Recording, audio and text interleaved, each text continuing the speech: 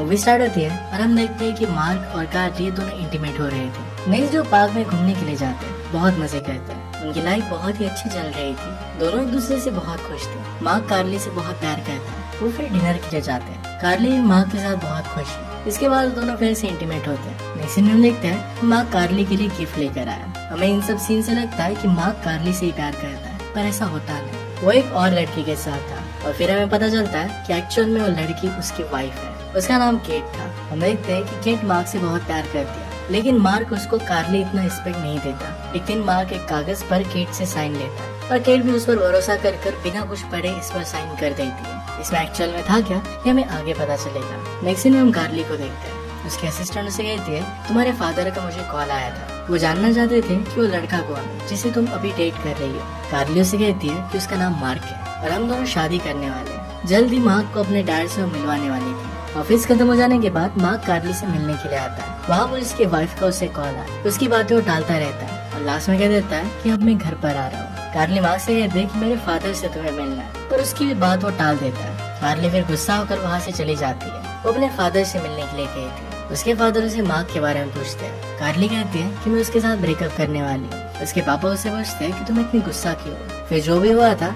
ये सब जानने के बाद वो कहते हैं कि कुछ नहीं, तुम उसके पास जाओ तो सब कुछ ठीक हो जाएगा। कार्ली को अपने पापा की बातें अच्छी लगती है और फिर वहाँ से चली जाती है।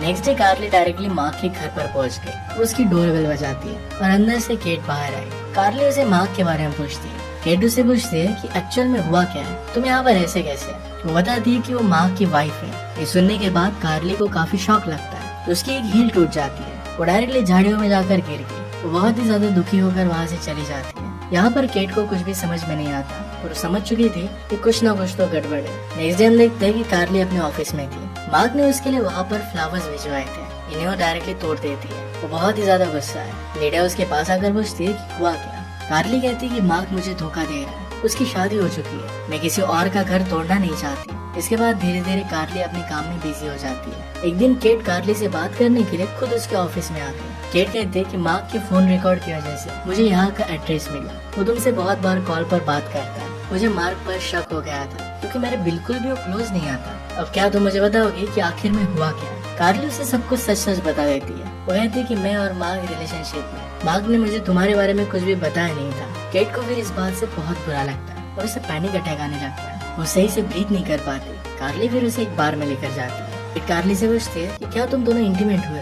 कार्ली कहती है कि हाँ। केट पूछती है कि तुम कितने बार एक दूसरे के करीब थे। कार्ली उसे 50 बार कहती है। ये सुनकर केट को बहुत गुस्सा आता है। कहती है कि क्या तुम यही सब करती हो, दूसरों के हस्बैंड को फंसाती हो। कार्ली कहती है कि मुझे नहीं पता था कि मार्क एक्चुअल में मैरिड है। एक्चुअल में धोखा तो मेरे साथ भी हुआ है। सारी गलती तुम्हारे हस्बैंड की है। एक बेबी होने के बावजूद मेरे साथ होता। ये सब सुनने के बाद केट काफी ड्रंक हो जाती है। वो नशे में वहाँ से भाग जाती है। कार्ली ने उसे कार में बैठाया और कैसे वैसे कर बड़ी मुश्किल से उसे वहाँ से घर भेज दिया। कुछ दिनों बाद हम देखते हैं कि केट काफी उदास थी। वो एक शॉपिंग मॉल में गई, पर वहाँ पर भी उसका मन नहीं लगता। इसके बाद वो डायरेक्टली कार्ली के ऑफिस पहुँच जाती है। वो अपने डॉग को भी अपने साथ लाई थी। कार्ली उससे पूछती कि आखिर हुआ क्या। कार्ली कह रही थी कि मुझे तुमसे और तुम्हारे डॉग से कोई भी मतलब नहीं है, प्लीज यहाँ से चली जाओ। इसके बाद वो अपने ऑफिस में चली जाती है। शाम में केट डायरेक्टली कार्ली के घर पर पहुँच गई। एक्चुअल में मार्क बिजनेस ट्रिप पर मायामी गया था। केट मार्क से बात करना चाहती थी पर कर नहीं पा रही थी क्योंकि उसे बहुत बुरा लग रहा था। कार्ली तो पहले उसे घर में आने नहीं दे रही थी, पर फिर दुखी होकर उसे और उसके कुत्ते को घर में आने देती है। इसके बाद वो दोनों बातें करते हैं। केट को भी कार्ली की तरह अच्छा दिखना था।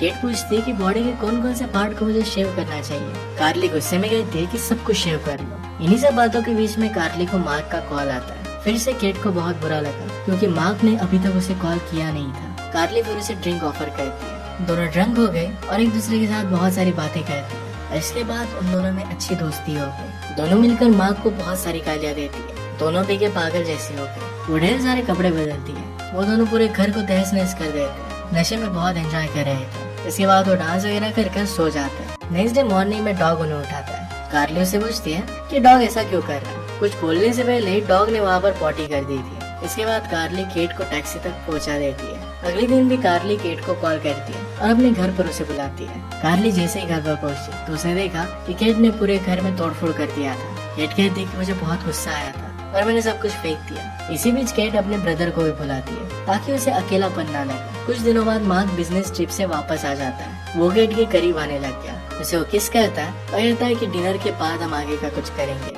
वो फिर डिनर पर आते हैं और वहाँ पर केट कार्ली को कॉल करती है। उससे पूछती है कि मार्क को मैं खुश कैसे करूँ। कार्ली इस बात से बहुत गुस्सा हो गई थी। कहती कि तुम दोनों बाहर में जाओ, मुझे तुम दोनों से कोई फर्क नहीं पड़ता। डिनर करने के बाद फिर मार्क और केट दोनों घर पर आए। तो दोनों एक दूसरे को किस कर रहे थे। तभी केट को याद आता है कि वो शेव करना भूल गई है। वो जब बाथरूम में थी तब मार्क को किसी लड़की का कॉल आता है। उससे बात करने लगता है। इसी बीच पीछे से केट आ गई। मार्क इस तरीके से प्रिटेंड करता है कि किसी आदमी के साथ वो बात कर रहा है। अब केट समझ चुकी थी कि मार्क अब भी किसी और लड़की के साथ अफेयर कर रहा है। उसके सामने इस तरीके से प्रिटेंड करती है जैसे उसे कुछ भी पता नहीं चला। आज रात उसके साथ वो कुछ भी नहीं करती और डायरेक्टली सो जाती। नेक्स्ट टाइम देखते हैं कि केट का ब्रदर और केट घर में पेंट कर रहे थे। तभी केट का बिहेवियर अचानक से बिगड़ने लग जाता है। उसके ब्रदर के साथ उसका झगड़ा हो जाता है। बिना बात के केट रोने लग गई। ब्रदर उसे कहता है कि मुझे सच सच बताओ कि एक्चुअल में हुआ क्या है। केट फिर मार्क के बारे में उसे सब कुछ बता देती है, कैसे वो कार्ली के साथ रिलेशनशिप में था और कल रात कोई और लड़की के साथ वो बात कर रहा था। ये सब सुनकर केट के ब्रदर को बहुत बुरा लगता है।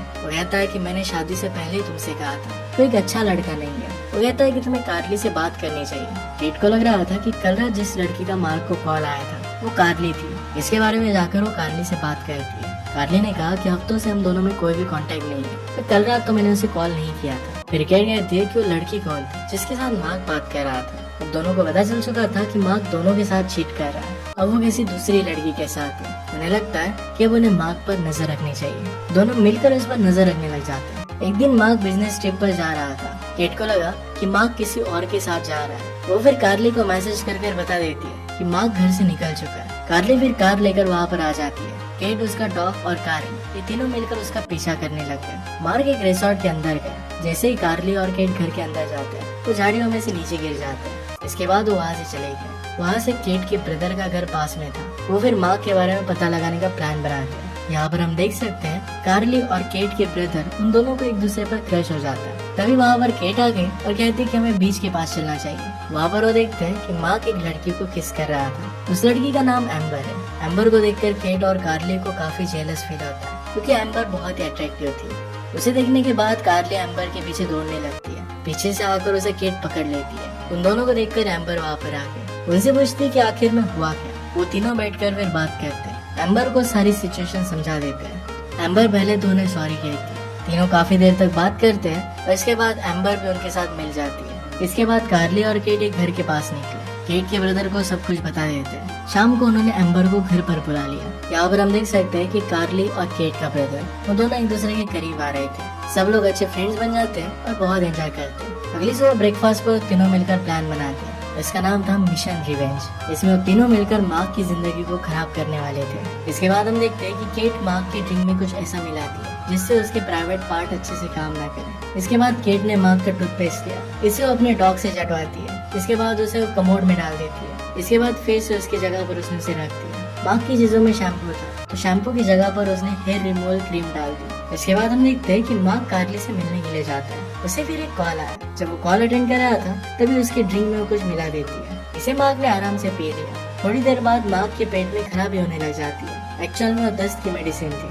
मार्क फिर घंटों होटल के टॉयलेट में बिताता है। उसका पेट बहुत ही ज्यादा खराब हो गया था। उसने अपने पैंट को भी खराब कर दिया था तो होटल स्टाफ से वो मांगता है। रात में अपने घर पर गया। ये सब देखकर केट बहुत खुश हो जाती है। इसके बाद अगले दिन मार्क एम्बर से मिलने के लिए जाता है। उसे कहती है मेरी फ्रेंड को तुम बहुत पसंद आए और तुम्हारे साथ वो इंटीमेट होना चाहती है। मार्क फिर एक्साइटेड हो जाता है। जब मार्क एम्बर के फ्रेंड को देखता है तो लड़की कम लड़की की तरह ही ज्यादा लग रही थी। इस सब से वो बहुत परेशान हो जाता है। इसके बाद रात में जब मार्क नहा रहा था तो वो देखता है कि उसके बाल झड़ चुके हैं। उसके निपल्स भी कुछ अलग तरीके से लग रहे थे। ये सब जाकर वो केट को बताता है। उसे वो बहुत चिढ़ाती है। ये सब कर केट को बहुत अच्छा लग रहा था। अगले दिन तीनों फ्रेंड्स मिलकर मार्क का बहुत मजाक उड़ाती है। तीनों बहुत खुश थे। इसके बाद रात में केट मार्क को एक होटल में लेकर गई। वहाँ पर बहुत ड्रिंक करते। मार्क की बातों से ऐसा लग रहा था कि एक्चुअल में वो केट से ही प्यार करता है। केट ही उसकी लाइफ का असली प्यार है। ये सब जब केट कार्ली को बता रही थी तो कार्ली कहती कि तुम्हें ऐसे लग कैसे सकता है। उसने हम सब पर चीट किया था। तुम उस पर भरोसा कैसे कर सकती हो। वो बहुत ही ज्यादा इविल आदमी है। उससे तुम्हें दूर रहना चाहिए। इसके बाद हम देखते हैं कि केट को मार्क का मैसेज आया हुआ था। वो फ्राइडे को उससे मिलने वाला था।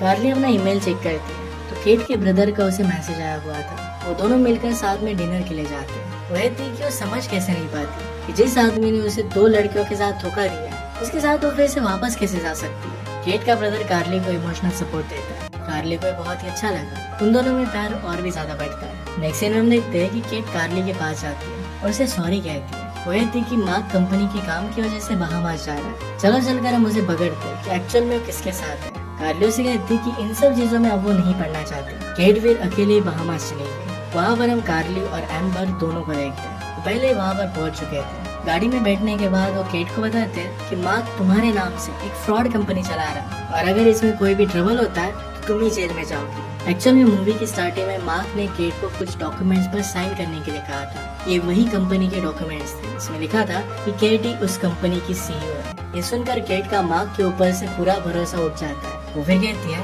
कि मैं कुछ भी कर मार्क की जिंदगी पूरी तरीके से बर्बाद कर दूंगी। कहाँ पर है वो सब फिर मार्क की तलाश में एक रिसोर्ट पर जाते हैं। वहाँ पर वो दूरबीन से मार्क को ढूंढते हैं। वो रिसोर्ट में चिल कर रहा था। इसके पास एक लड़की आती है। उसके साथ भी मार्क का अफेयर चल रहा था। वो उसे किस करता है। उसके बाद वो दोनों मिलकर ड्राइव पर जाते हैं। उसके पीछे पीछे वो तीनों भी आए। इसके बाद मार्क बहामा के बैंक में जाता है। उसे क्लियर हो जाता है कि वो एक्चुअल में फ्रॉड कर रहा है। रात में तीनों फ्रेंड्स मिलकर बार में मजे करने के लिए जाती है। वहाँ पर केट एक आदमी के साथ डांस करने लगती है। एम्बर और कार्ली उसकी हालत देख सकते थे। वो रियलाइज करते हैं कि केट की लाइफ में बहुत ही बैड पीरियड चल रहा है। उन्हें उसे सपोर्ट करना चाहिए। वो जब तक मूव ऑन नहीं हो जाती तब तक उसका साथ देंगी, उसी के साथ रहेगी। अगले मॉर्निंग केट समुद्र के किनारे पर थी। वहाँ पर अपनी एंगेजमेंट रिंग निकाल कर पानी में फेंक रही थी। ऐसा करते हुए कार्ली और एम्बर ने उसे देख लिया था। वो लोग उसके लिए बहुत खुश थे। अब केट फाइनली अपनी लाइफ में मूव ऑन कर रही थी। वो फिर मार्क के बारे में सोचने लगी कि परफेक्ट बदला कैसे होगा। वो सोचती है कि मार्क के पास पैसा और खूबसूरती दोनों है। उन्हें लगता है कि